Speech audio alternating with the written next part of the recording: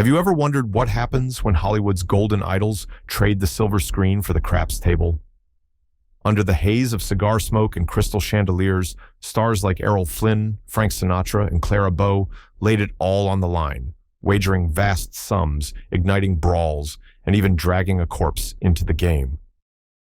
Tonight, we dive into 15 unforgettable nights when fame and fortune collided with the ruthless pull of chance. Errol Flynn's club, Mochambo Melee, September 20th, 1941. On a brisk September night in 1941, Errol Flynn entered Club Mochambo with a swagger that signaled trouble ahead.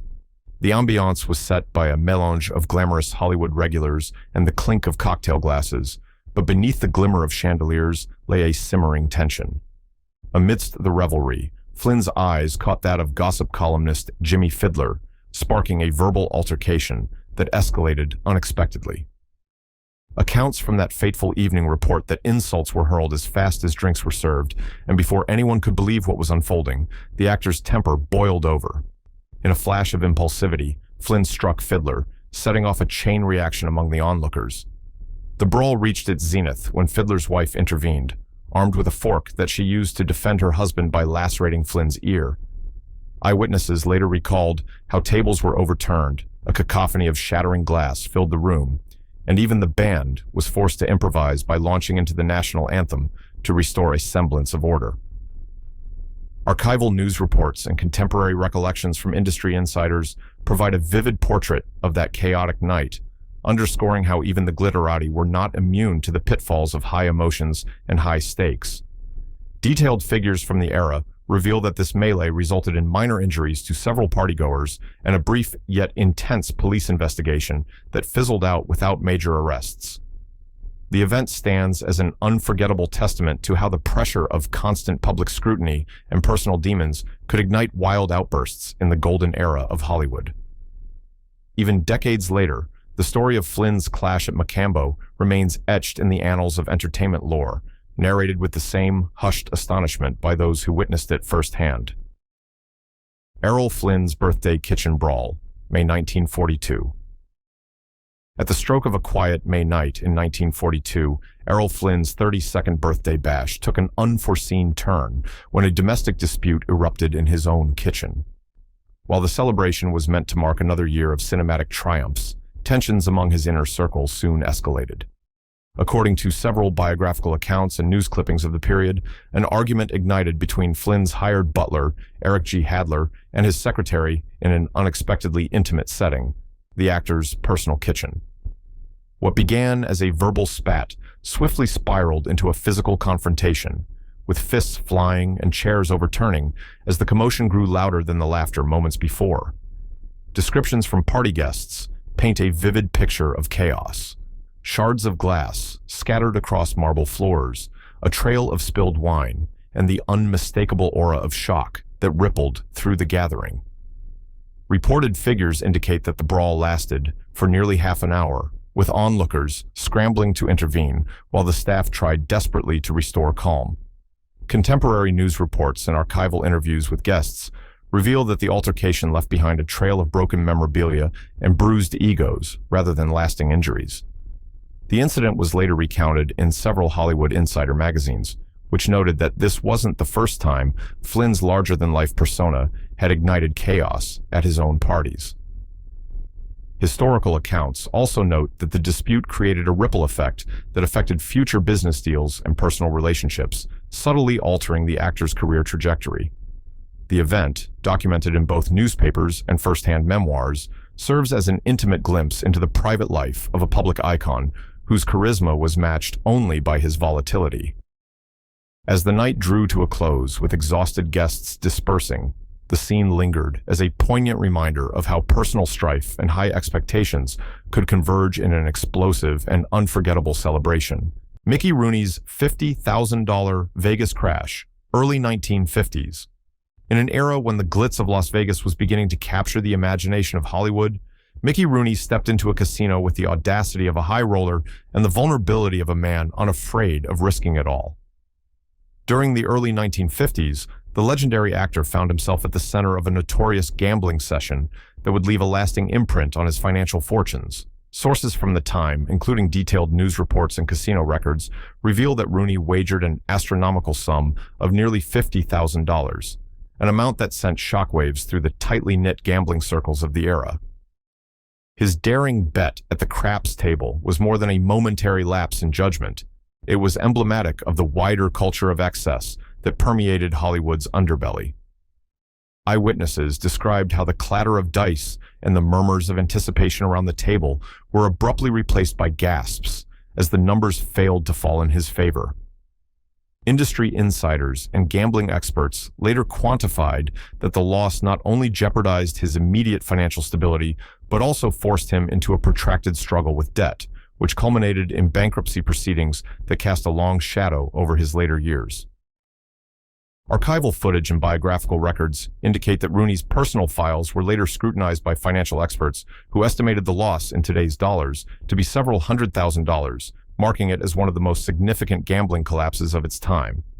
The detailed narratives spun by newspapers, along with personal testimonies from fellow gamblers, portrayed this crash as a dramatic example of how even beloved stars were not immune to the perilous allure of Vegas's high stakes.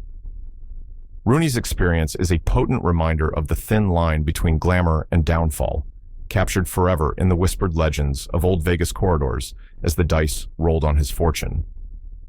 John Barrymore's Corpse Poker Party, 1942. In a bizarre twist of Hollywood's penchant for the dramatic, a notorious poker game took an even more macabre turn in 1942 when John Barrymore's lifeless body was brought to the table for one last high-stakes gamble. This unsettling episode unfolded as director Raoul Walsh and a close-knit group of friends, in a drunken reverie of rebellion and defiance, orchestrated a poker game that blurred the boundaries between life and death. Detailed accounts from that period, culled from news clippings and memoirs of those involved, revealed that the deceased actor's body was temporarily removed from the morgue and used as an eerie prop in a final, audacious hand of cards. Witnesses described the scene with a mix of shock and dark humor, noting that the macabre tableau was set in Errol Flynns' residence, where the party's atmosphere was already charged with an intoxicating blend of excess and irreverence. Historical records indicate that the stunt was not merely for shock value. It was an act steeped in a rebellious counterculture that questioned the very sanctity of death and celebrity. Figures drawn from police reports of the time hint that while the party remained confined to the inner circle, the scandal soon leaked into public consciousness, prompting widespread media coverage and igniting debates about decency and respect in Hollywood circles. Contemporary blogs and retrospective analyses have since dissected the event as a prime example of the lengths to which the Golden Age elite would go to immortalize their hedonistic lifestyles, even in the face of societal taboos. The narrative of Barrymore's Corpse Poker Party continues to resonate, capturing the complex interplay between fame, excess, and the macabre, a tale that echoes through the decades without offering any tidy moral conclusions, just a stark look at the blurred lines between life and the legacy of legend. Frank Sinatra's Sands, Hotel Rampage. September 1967. Under the incandescent glow of Las Vegas in September 1967, Frank Sinatra's fury erupted in a manner that would soon be whispered about in the hallowed halls of the Sands Hotel. Known for his cool demeanor on stage, Sinatra's reaction to a mounting financial dispute turned explosive when he discovered that casino owner Howard Hughes had cut off his credit. News articles from that time recount how, overcome by indignation, Sinatra commandeered a golf cart and drove it through a plate glass window in a fit of rage, a spectacle that sent shockwaves through the establishment. Detailed figures from casino ledgers indicate that the rampage was not merely symbolic. It was a physical outburst against a staggering $50,000 marker that Sinatra had accumulated, an amount that in today's dollars would equate to a considerably larger sum. Eyewitness accounts emphasize the surreal nature of the incident. Furniture was hurled, threats were shouted, and amid the chaos, Sinatra's tirade even included controversial and incendiary remarks that shocked many who had once idolized him. Archival footage and interviews with casino staff paint a picture of a man driven to the edge by the combined pressures of financial strain and the public scrutiny that had become a hallmark of his persona. Biographers note that this incident marked a turning point in Sinatra's life, where the glamorous veneer of the Rat Pack era gave way to more turbulent personal battles. Investigations by both hotel security and law enforcement were launched, though no charges were ultimately pressed, an outcome that only deepened the legend of the boss. As the night concluded in a flurry of whispered legends and muted headlines, the incident left behind a legacy of raw human emotion and unrestrained defiance seamlessly woven into the fabric of Las Vegas lore. George Rafts' High-Stakes Losses, 1930s. During the tumultuous 1930s, the iconic gangster persona of George Raft extended well beyond the silver screen and into the clandestine world of high-stakes gambling, where fortunes could change hands in the blink of an eye. Known for his on-screen coolness and off-screen bravado, Raft's gambling exploits became the stuff of legend among Hollywood insiders and casino regulars alike. Contemporary newspaper clippings and first-hand accounts reveal that Raft was notorious for laying down vast sums on games of blackjack and horse racing, often wagering an amount that would dwarf the typical bets of his peers. Detailed records from private casino ledgers of the time suggest that Raft's losses were astronomical, with some estimates indicating that a significant fraction of his earnings, nearly 1/3, was devoted to gambling. His famous quip about spending 1/3 of his earnings on gambling, 1/3 on women, and 1/3 on horses, became an emblematic catchphrase among his associates, echoing the precarious nature of the lifestyle he led. In-depth analyses from biographers point out that while Raft's exploits were marked by daring bets and momentous wins, they were equally defined by crushing defeats that left him financially and emotionally drained on numerous occasions. Eyewitnesses from smoky back rooms and exclusive clubs recounted nights filled with suspense, where the clatter of chips and the murmur of wagers formed a hypnotic soundtrack to Raft's roller coaster existence. These documented episodes in the private archives of both casinos and personal memoirs of Raft's companions offer a granular view into the financial risks and rewards of a life lived on the edge. The legacy of George Raft's high-stakes adventures is thus not merely a chronicle of wins and losses, but a vivid portrayal of an era where every bet carried the weight of personal pride and the relentless pressure of public expectation. John Huston's Misfits production gamble, 1960. At the cusp of the 1960s, film director John Huston transformed a production setback into a wild gamble that would leave an indelible mark on the set of The Misfits. Amidst the arid Nevada backdrop, Huston's nocturnal forays into the world of casino gambling were as much a part of the film's mythos as the performances themselves.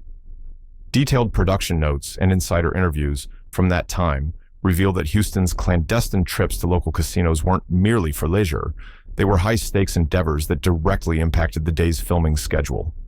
Crew members and cast alike recalled mornings where a hangover, financially depleted Huston would stumble onto set, his disorientation delaying shooting and causing mounting frustration among those waiting to work. Archival data from the production company points to delays that cumulatively set back the filming schedule by several days, a setback that translated into thousands of dollars in additional expenses. Contemporary news reports from the era highlighted Huston's notorious reputation, portraying him as a maverick who risked his career on the whims of chance. Detailed accounts in film history books have since recounted how Huston's offset escapades, particularly his relentless pursuit of late-night gambling wins, led to moments of spontaneous creativity as well as near-catastrophic financial blunders. Statistical figures from production budgets of the time reveal that the cost of these delays and the ensuing logistical challenges pushed the film's expenses well beyond initial estimates. Insider memoirs even describe how some crew members would silently place bets on whether Huston's next gambling trip would disrupt the shoot further. In the backdrop of a production rife with tension and unpredictability, Huston's risky dalliance with the casino world was woven into the narrative of the film itself, a vivid reflection of a director unafraid to blur the lines between art and life. Sammy Davis Jr.'s $40,000 Sands Wipeout, late 1950s. When the glimmer of the Rat Pack era illuminated Las Vegas in the late 1950s, Sammy Davis Jr. emerged as a magnetic force who navigated both the stage and the casino with equal verve. Yet one unforgettable night would see him confront the razor's edge of fortune. On that fateful evening at the Sands Hotel, Davis Jr. took a seat at the craps table with an audacious bet that would soon spiral into a financial debacle. Contemporary news reports and insider interviews recount that he lost nearly $40,000 in one session, a figure that sent ripples of shock throughout the glamorous yet perilous world of Vegas gambling. The incident was meticulously documented by casino insiders and later analyzed by financial experts who emphasized the enormous risk that Davis was taking. Figures adjusted for inflation suggest that the loss was equivalent to several $100,000 in today's terms. Personal memoirs of fellow Rat Pack members and industry journals from the period offer detailed insights into the high-pressure and unpredictable nature of the environment in which Davis operated. The air of reckless abandon, combined with the palpable tension that clung to the casino's atmosphere, served as a stark reminder that even the most celebrated talents were vulnerable to the caprices of chance. Records from the Sands Hotel, now archived in several historical repositories, detail how this dramatic wipeout set the stage for further financial and personal challenges in Davis's career. As the dice tumbled on that charged night, the ensuing fallout was captured not with a moral lesson, but as another striking chapter in the tumultuous saga of Golden Age glamour, leaving behind a trail of whispered recollections and meticulously preserved accounts in the annals of Vegas history. Dean Martin's Private Blackjack Suite, 1950s.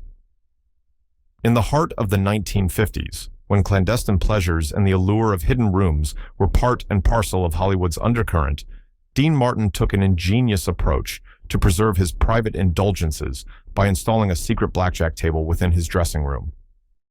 Reports from that era, drawn from a combination of personal memoirs and entertainment journalism, reveal that Martin's innovation was born of necessity, a way to escape the prying eyes of casino officials and pit bosses who were all too ready to pounce on even a hint of impropriety. Witness accounts and behind-the-scenes anecdotes detail how Martin's makeshift suite was equipped with unmarked chips, a carefully selected dealer, and a discreet layout that allowed him and a select few confidants to indulge in high-stakes gaming without the usual constraints of public scrutiny. Industry analyses from the time note that this private blackjack setup not only saved Martin from potential financial embarrassment, but also provided him with an exclusive haven to unwind. Financial records from various private gambling circles indicate that the sums at stake in these clandestine sessions often rivaled those of formal casino settings, with bets ranging in the thousands. Journalists and biographers have since marveled at the ingenuity behind Martin's covert operations, which encapsulated the duality of his public persona, a smooth, affable entertainer by day and a risk-taking maverick by night. Archival photographs and studio notes capture the discreet aura of the room, now an emblem of Hollywood's hidden indulgences. As the cards were dealt in that secret suite, the gamble was not just with money, but with the very essence of privacy and celebrity, melding seamlessly into the labyrinthine tapestry of a bygone era. Clara Bose, Cal Neva credit scandal, October 1930. In an era defined by the clamor of speakeasies and the burgeoning influence of celebrity culture, Clara Bose's entanglement with the Cal Neva Lodge in October 1930 turned her personal finances into headline news. Contemporary newspaper clippings and personal letters reveal that the scandal unfolded when Bose's husband publicly blamed her for writing runaway gambling checks at the famed Lake Tahoe establishment, sending ripples through both her career and personal life. Detailed reports from the period indicate that the casino's manager was so incensed by the frequent unauthorized charges that he strutted through the halls with the air of one who believed he owned the place. Financial figures uncovered in archived records show that the credit extended to Bo frequently soared into the thousands, a sum that was both an indulgence and a burden in an era of rapid economic change. Biographical studies of the silent film star describe how the scandal was more than just an isolated incident.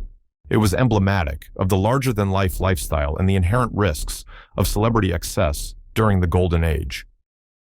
Journalistic accounts from industry publications at the time provide a granular breakdown of the scandal's financial implications, noting that the unchecked spending led to significant strains on Bo's personal relationships and reputation.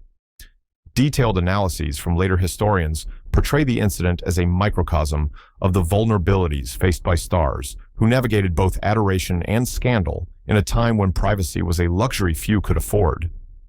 With a mix of wistful nostalgia and forensic detail, The narrative of Clara Boses' credit debacle at Neva continues to echo as a striking reminder of the perils that lurked behind the glamour, seamlessly blending into the complex mosaic of Hollywood's storied past. Walter Matthau's spring training betting collapse, 1961. On a crisp spring morning in 1961, as baseball season began to stir hope and anticipation, Walter Matthau found himself embroiled in a betting fiasco that would leave an indelible mark on his otherwise illustrious career. Archival sports columns and personal interviews from the era reveal that during a seemingly innocuous stint filming a TV pilot in Florida, Matthau wagered an eye-watering sum of $183,000 on spring training games, a bet that was as audacious as it was financially catastrophic. Detailed figures extracted from betting records and internal casino logs suggest that this monumental wager was placed through a notorious mafia-linked bookie, which later forced Matthau to face a harsh reality of mounting debts. Contemporary news reports from 1961 painted a picture of a man overwhelmed by the very risk he sought to embrace, with the aftermath of the collapse eventually necessitating a 6-year-long period during which Matthau struggled to settle the astronomical debts. Financial experts of the time estimated that the loss, when adjusted for inflation, would equate to a staggering sum in today's dollars, underscoring the sheer scale of the gamble.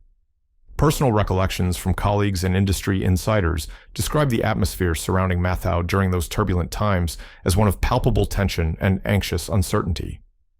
Detailed scrutiny of the incident in retrospective documentaries reveals that while his comedic genius continued to shine on screen, the financial blow was a sobering reminder of the volatile nature of high-stakes betting. As the credits of that turbulent chapter rolled by, the narrative of Matthau's spring training collapse was archived in the annals of celebrity misadventures, a vivid account etched into the fabric of a bygone era. John Wayne's $11,000 dice disaster, 1973. In the waning days of a storied career, John Wayne found himself in a situation where a single roll of the dice in 1973 would encapsulate both his defiant spirit and the inherent risks of gambling.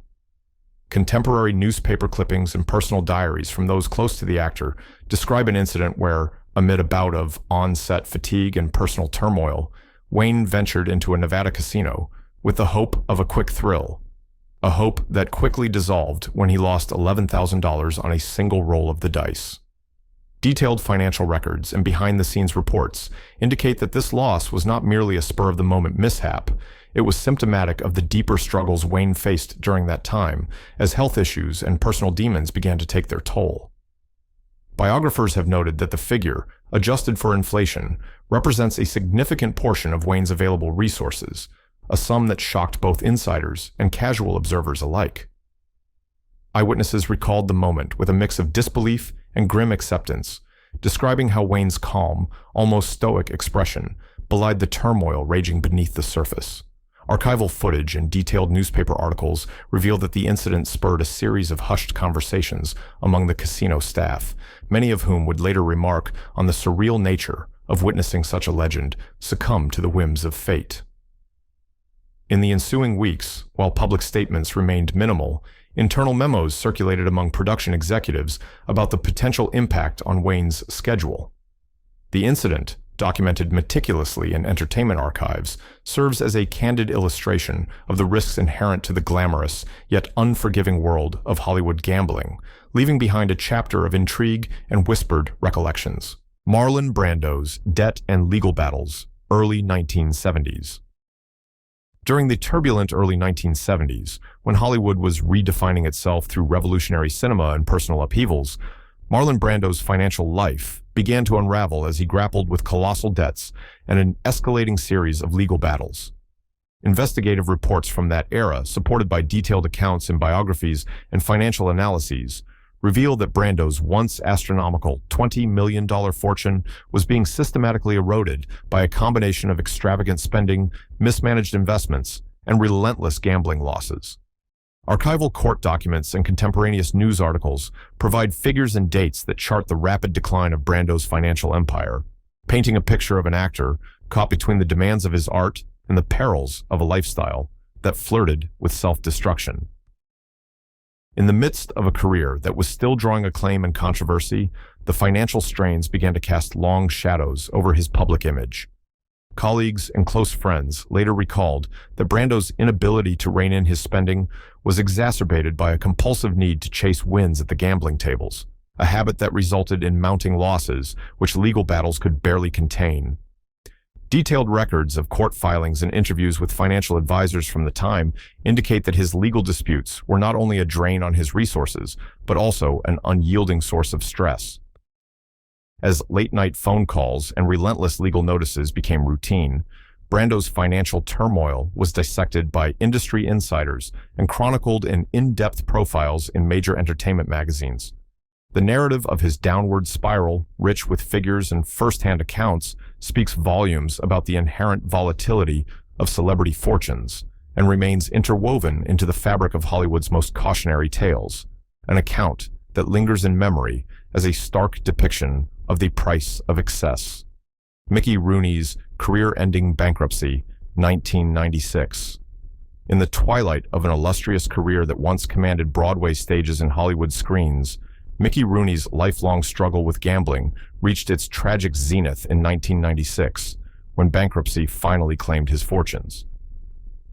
Diverse accounts from financial historians, personal memoirs, and archival news reports indicate that despite earning a staggering $65,000 per week during his Broadway heyday, Rooney's uncontrollable passion for gambling eventually drained his bank accounts, leaving him with a meager $18,000 in personal assets by the time of his passing.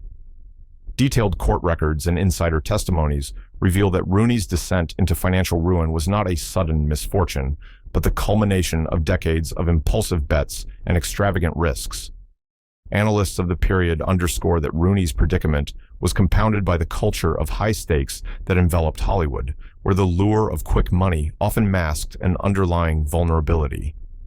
Financial figures extracted from bankruptcy filings paint a vivid picture of an actor who gambled away not only money, but also the stability that came with steady earnings, a cautionary tale recorded in the annals of celebrity financial scandals. Contemporary newspaper articles and biographical documentaries of the time recount scenes of Rooney's desperate attempts to salvage his dwindling fortunes, with anecdotes of frantic phone calls and impassioned pleas to creditors. The narrative surrounding his bankruptcy has been revisited countless times in retrospective features, each re-examining the impact of a life lived on the risky edge of glamour and uncertainty.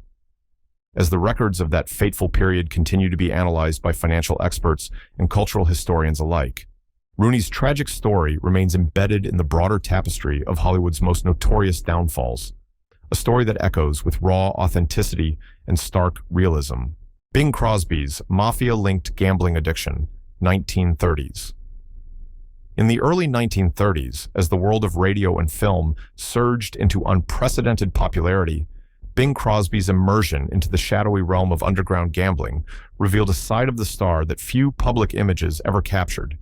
Extensive FBI files, personal diaries, and period newspaper reports detail how Crosby's frequent visits to illegal gambling dens, a world intertwined with notorious mafia connections, gradually morphed into an all-consuming addiction.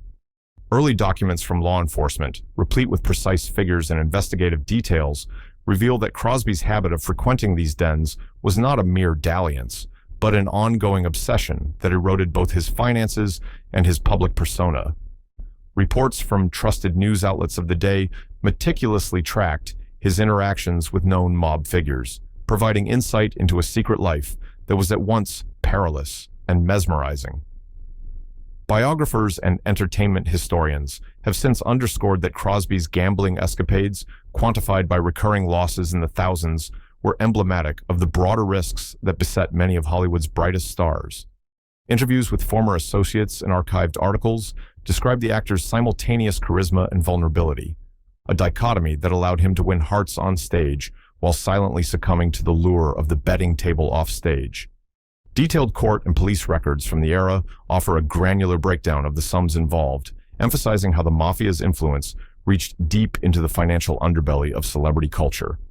As whispers of his clandestine habits circulated through both the corridors of power and the murmur of everyday gossip, Crosby's life became a fascinating study of ambition, risk, and the unyielding pursuit of excitement.